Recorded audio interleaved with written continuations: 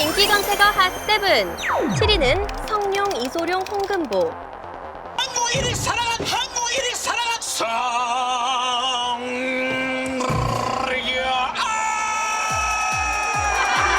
감사합니다.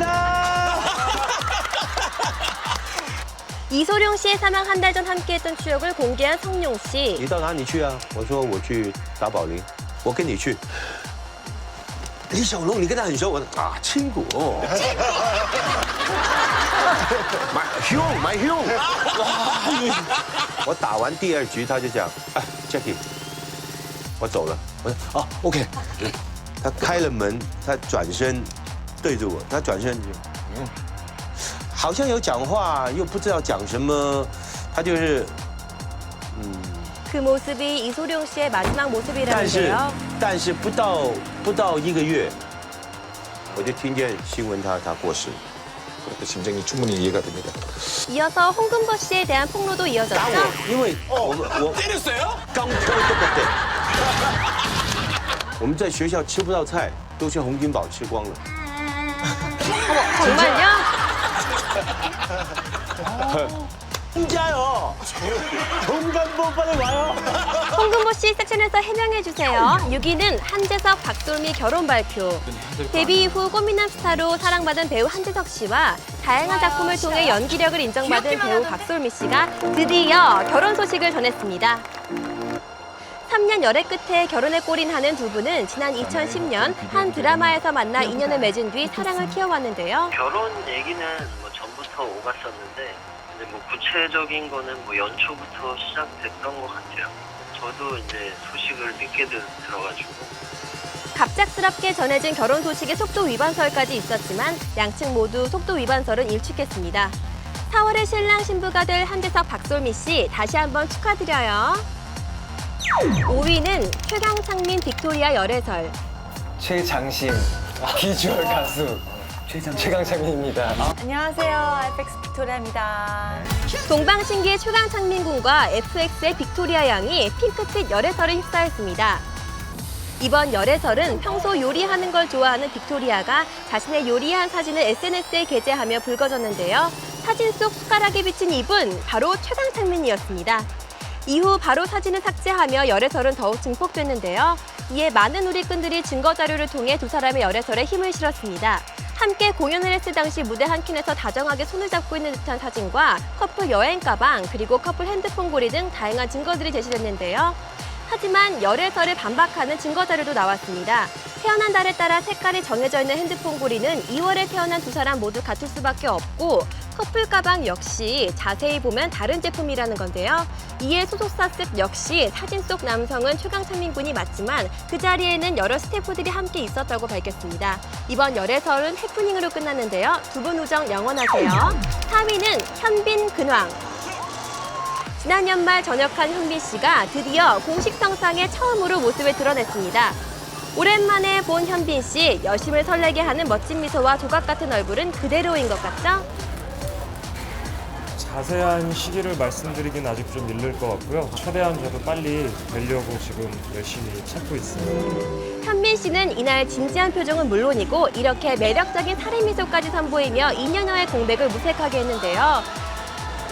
특히 전역 후 하지원 씨와 문자를 주고받은 사실이 알려져 화제가 되기도 했죠. 끝나고 한번 보자 이제 그랬었죠. 네, 문자 했었죠. 메시지도 받고. 최대한 빨리 여러분들 뵐 수 있도록 열심히 준비하고 있습니다. 그러니까 조금만 더 기다려주시고 빨리 찾아뵙겠습니다. 현빈 씨, 하루빨리 섹션에서도 다시 만나요. 3위는 은지원 이혼. 가수 겸 방송인 은지원 씨가 결혼 2년여 만에 이혼한 사실이 알려져 충격을 주고 있습니다. 은지원 씨는 지난 2010년 고등학교 시절 하와이에서 만난 첫사랑과 웨딩 마치를 올리며 많은 이들의 부러움을 샀는데요. 첫사랑. 우와. 제 와이프가 그 식당에서 아르바이트 일을 하고 있었고 너무 마음에 들어서 저도 저녁 타임에 아르바이트를 하게 됐어요. 하지만 결혼 2년여 만에 안타까운 파경 소식을 전했습니다. 보도에 따르면 은지원 씨 부부는 지난해 말 성격 차이로 인해 합의 이혼했으며 일반인인 아내를 위해 이 사실을 숨겼다고 밝혔습니다. 그리고 연예계 대표 인고 부부인 이세창, 김지연 부부 역시 결혼 10년 만에 파경을 맞았는데요. 두 사람은 지난 2011년부터 별거를 시작했으며 이미 2월 초 이혼 신청서를 제출했다고 하죠. 이세창 씨는 외부 활동 활발히 하셔서 약간 가족을 행복하게 해줘야 되겠다라는 생각이 있으셨고, 김지현 씨는 좀 가족과 함께하는 시간을 더 많이 줬으면 좋았겠다라고 생각하셨는데, 그러니까 그 과정에 있어서 서로 원하던 바를 잘 절충이 안 됐던 것 같아요. 오히려 딸은 본인은 괜찮다고 엄마 아빠를 오히려 위로해줬다고 합니다. 안타까운 소식을 전한 세 분 모두 다음에 좋은 소식으로 만나길 바라겠습니다. 2위는 고영욱 전자발찌 청구. 성추행한 혐의로 구속 기소된 방송인 고영욱 씨에게 전자발찌 부착 명령을 내려달라고 법원에 청구했습니다. 고영욱 씨가 연예인 최초로 전자발찌를 차게 될 위기에 처했습니다. 범행의 횟수, 그리고 피해자들의 나이, 그리고 피해자들과의 관계, 수사받는 도중에 추가로 범행한 점에 비추어 재범의 위험성이 상당히 있다고 판단되어 청구하게 됐습니다. 전자발찌는 착용한 사람이 일정 범위 이상의 거리를 벗어나지 못하도록 하기 위해 사용되며 착용자의 위치를 파악하는 데 활용된다고 하죠.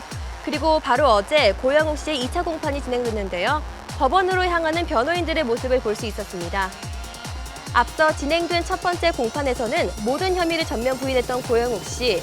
이번 공판에서는 전자발찌 착용 여부에 대한 결과가 뜨거운 감자로 떠올랐습니다. 저희는 그 공소 사실과 같은 범죄를 저지른 바가 없다는 것이기 때문에 그 부분에 대해서 기각을 저희가 주장하고 있습니다. 계속해서 무죄를 주장하고 있는 고영욱 씨, 그 근거는 무엇일까요? 이미 합의는 두 군데가 이루어졌습니다. 예, 두 명이 이상입니다. 이루어졌다는 사실인가요? 강제성에 대한 입증 부분이 제일 클 텐데 어떻게 하실 예정이세요? 저희는 검찰이 제출한 증거를 탄핵하는 거죠. 제출한 증거가 과연 믿을만한지에 대해서 재판을 통해서 밝혀나갈 예정입니다.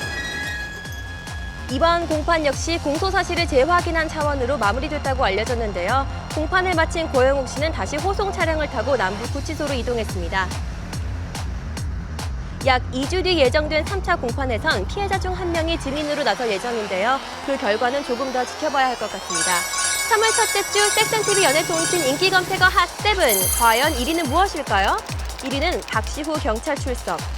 성폭행 혐의로 피소된 박시우 씨가 경찰 조사에 응했습니다. 죄송합니다. 네, 사건 당일의 진실은 경찰 조사를 통해서 명백히 밝혀드리겠습니다. 지금 피해자 쪽에서는 지난 18일 연예인 지망생 A씨가 박시우 씨에게 성폭행을 당했다고 고소장을 접수했는데요. 피해 여성은 소개로 만난 박시우 씨와 술자리를 가졌고 정신을 차려보니 성폭행을 당했다고 주장했습니다.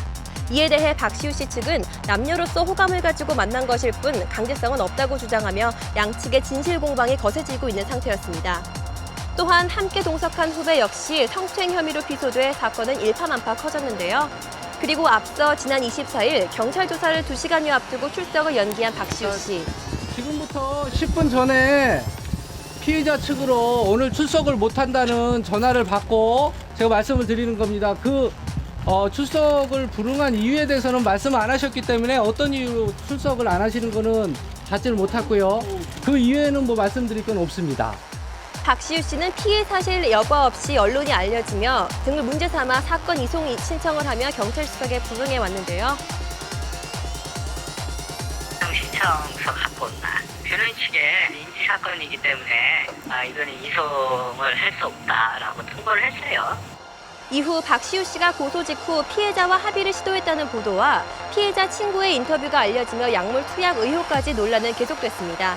정확한 사실 확인을 위해 지난 26일 박시우 씨의 변호인을 만났습니다.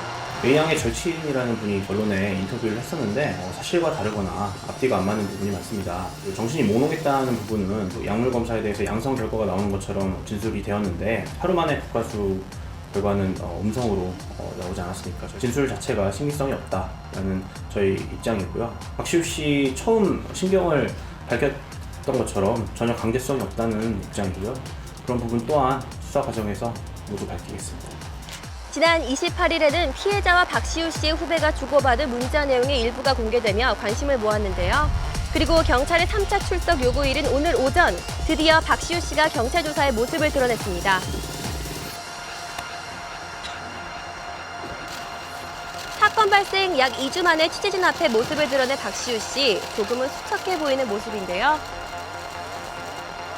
그동안 침묵을 지켜왔던 박시우 씨의 경찰 조사에 많은 이들의 관심이 집중됐습니다. 심려를 끼쳐 죄송합니다. 네, 사건 당일의 진실은 경찰 조사를 통해서 명백히 밝혀드리겠습니다. 나쁜 신경을 전한 박시우 씨는 취재진들의 질문에 그 어떤 답도 하지 않은 채 경찰서로 향했는데요. 현재 10시간의 고강도 조사를 받은 박시우 씨, 결과는 조금 더 지켜봐야겠습니다.